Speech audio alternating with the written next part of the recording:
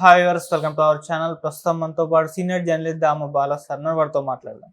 నమస్కారం సార్. నమస్తే సార్, వివేక హత్య కేసులో ప్రధాన సాక్షిగా ఉన్న ఒక వ్యక్తికి చంద్రబాబు నాయుడు గారు సెక్యూరిటీ తీయించేశారు. ఇప్పుడు ఇది కూడా అందరినీ ఆశ్చర్యపరిచింది. ఎందుకు ఈయన సెక్యూరిటీ తీయించేశారు అంటే జగన్మోహన్ రెడ్డి గారు తీసేస్తే ఒక అర్థం ఉంది, కానీ చంద్రబాబు నాయుడు గారు ఎందుకు తీసేశారని చెప్పేసి అందరూ కూడా ఆలోచనలో అయితే పడ్డారు. మరి దీనికి గల కారణం ఏమై ఉంటుంది, మరి కోర్టు ఏం చెప్తుంది? ఇక ఇదే నేపథ్యంలో నిన్న సునీత గారు కూడా చంద్రబాబు నాయుడు గారిని మీట్ అవ్వడం జరిగింది సార్. మరి ఆమె ఏం డిమాండ్ చేస్తుంది, ఆమెకు న్యాయం జరిగే అవకాశం ఉందా సార్? వివేకానంద కేసులు అనేక ట్విస్టులు గత 5 ఏళ్ళుగా జరుగుతూనే ఉన్నాయి. లేటెస్ట్గా 2 పరిణామాలు జరిగాయి. ఒకటేమో వివేకానంద రెడ్డి కేసులో ప్రధాన సాక్షులలో ఒకరైన కొమ్మ శివచంద్రారెడ్డి, ఆయన ప్రధాన సాక్షుల్లో ఒకడు. ఆయనకు గతంలో విట్నెస్ ప్రోగ్రామ్ అంటారు, విట్నెస్ ప్రొటెక్షన్ ప్రోగ్రామ్ 2018 కింద ఒక ప్రొటెక్షన్ ప్రోగ్రామ్ అనేది గవర్నమెంట్ ఏర్పాటు చేసింది. అందులో భాగంగా ఆయనకు సెక్యూరిటీ ఇచ్చింది. ఎందుకంటే సాక్షి కాబట్టి సెక్యూరిటీ. మనకు తెలుసు అతను దస్తగిరికి 5+5 సెక్యూరిటీ ఉంది. సో అలా అతను కూడా ఇప్పుడు సాక్షి, ముద్దాయి కాదు. అలాగా ఇతను కూడా సాక్షి కాబట్టి ఆల్రెడీ సాక్షులు కొంతమంది కేసులో ఉన్నవాళ్ళు మిస్టీరియస్గా, అంటే యాక్సిడెంట్లో చనిపోవడం, ఇంకోటి చనిపోవడం జరిగింది. అందుకని ఇతనికి సెక్యూరిటీ కావాలంటే కోర్టు ఆదేశాల మేరకు జగన్ ప్రభుత్వం సెక్యూరిటీ ఇచ్చింది.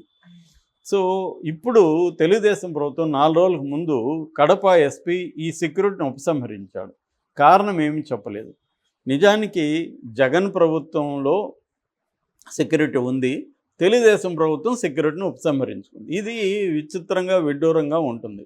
నిజానికి తెలుగుదేశం ప్రభుత్వం జగన్ ప్రభుత్వం ఇవ్వని వాళ్ళకు కూడా సెక్యూరిటీ ఇవ్వాలి సాక్షులకి. ఎందుకు? కేసు బలంగా నిలబడాలి కాబట్టి. నిజంగా కేసు బలంగా నిలబడాలని చంద్రబాబు కానీ తెలుగుదేశం కానీ అనుకుంటే దీనికి ఏమేమి కావాలో అవి చేయాలి. విచిత్రం ఏమంటే సునీత కేసులో కూడా సునీత నోరు విప్పలేదు దీని మీద. సునీత కదా మాట్లాడాలి. ఇదే కానీ జగన్ చేస్తుంటే, జగన్ విత్డ్రా చేస్తుంటే సునీత దగ్గర నుంచి అందరూ తెలుగుదేశం మీడియా పెద్ద ఎత్తున ప్రధానమైన విట్నెస్కి జగన్ ఉపసంహరించుకున్నానని వాయించేవాళ్ళు, రోజు లైవ్లు వేసేవాళ్ళు. దీన్ని ఎవరు పట్టించుకోవట్లేదు. చివరికి ఇతను హైకోర్టుకి వెళ్ళాడు. హైకోర్టు సీరియస్గానే తీసుకునింది. హైకోర్టు ఎందుకు మీరు విత్డ్రా చేశారు, ఇతనికి ఇమ్మీడియట్గా సెక్యూరిటీ ఇవ్వమని చెప్పింది. ఇప్పుడు చచ్చినట్టు ఇవ్వాల్సి వస్తుంది. సో ఇక్కడ నిన్న ఇది ఒక పరిణామం. దీని గురించి మళ్ళీ చెప్తాను నేను.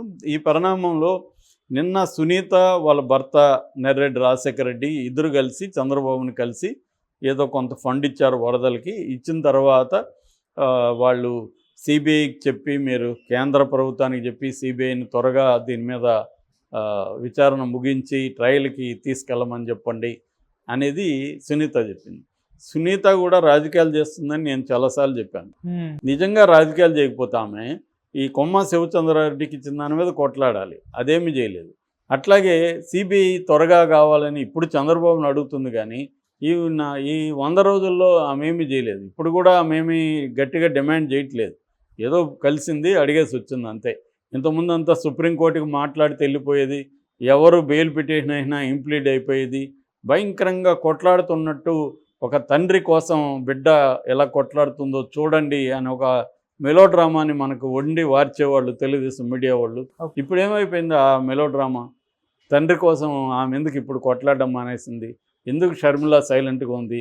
ఇప్పుడున్నది తెలుగుదేశం ప్రభుత్వానికి సంబంధించిన డబుల్ ఇంజన్ సర్కారే కదా అక్కడ. సో వీళ్ళు అనుకుంటే, ఇప్పుడు చంద్రబాబు అనుకుంటే స్పీడ్గా చేయగలరు కదా. సిబిఐ ఎవరు కంట్రోల్లో ఉంటుంది? హోమ్ మినిస్టర్ కంట్రోల్లో ఉంటుంది. హోంశాఖ అమిత్ షాతో ఎప్పుడు కావాలంటే అప్పుడు చంద్రబాబు మాట్లాడగలరు. అంతెందుకు మోడీతోనూ మాట్లాడగలరు.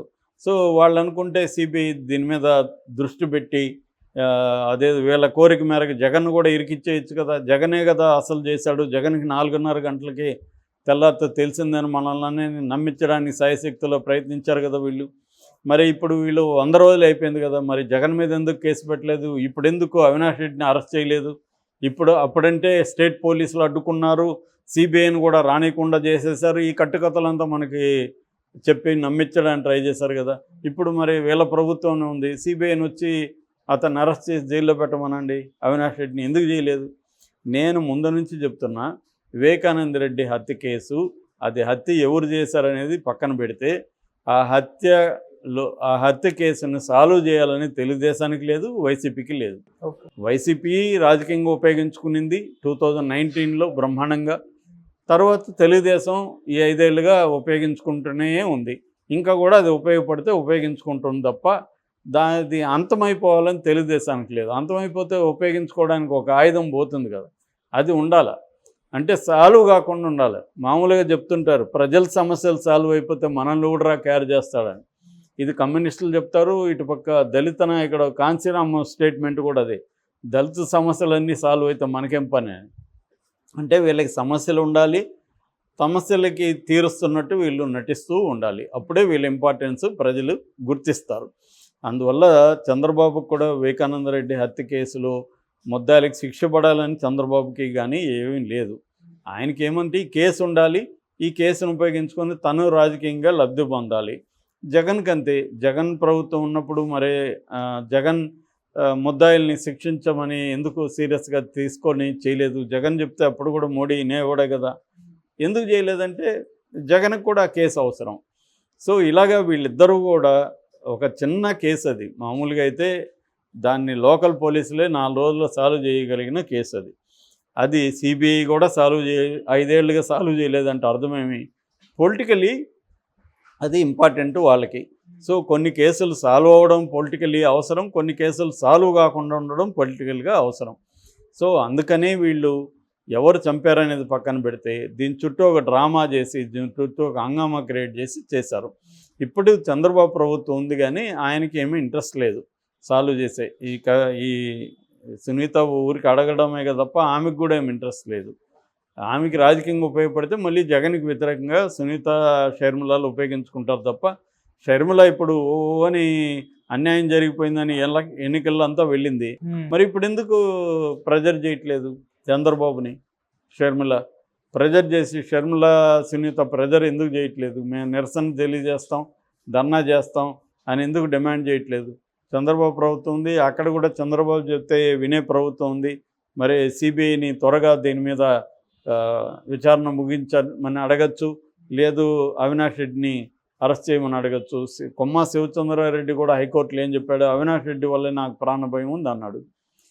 సో మరి అదే విషయాన్ని వీళ్ళెందుకు తీసుకోవట్లేదు? వీళ్ళెందుకు ఇప్పుడు అవినాష్ రెడ్డికి వ్యతిరేకంగా పోరాటం చేయట్లేదు? వీళ్ళెందుకు జగన్కు వ్యతిరేకంగా పోరాటం చేయట్లేదు? అంటే ఇది అందరిది కూడా ఇక్కడ పొలిటికల్, ఇదే పొలిటికల్.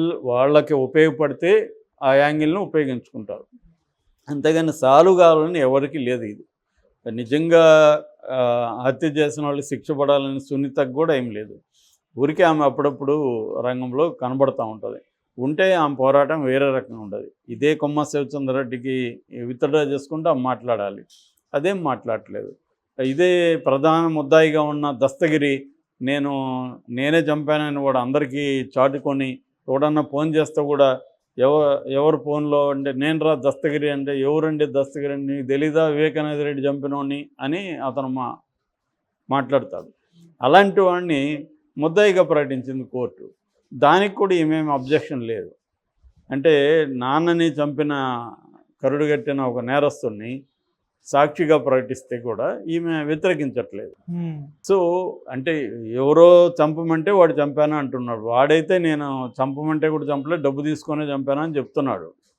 సో అందువల్ల దీంట్లో ఎవరికి కూడా వివేకానంద రెడ్డికి సాల్వ్ కావాలని లేదు. అందుకనే చంద్రబాబు కూడా విత్డ్రా చేసుకున్నాడు. ఎందుకు వాడికి? ఇప్పుడు ఆయనకు కూడా తెలుసు వాడిని ఎవడేం చేయడని.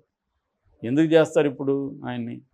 ఎందుకంటే దీంట్లో ఆల్రెడీ సిబిఐ దగ్గర కాంక్రీట్ ఎవిడెన్స్ ఏమి లేదని హైకోర్టే చెప్పింది. 16 ప్రశ్నలు సిబిఐని అడిగింది హైకోర్టు.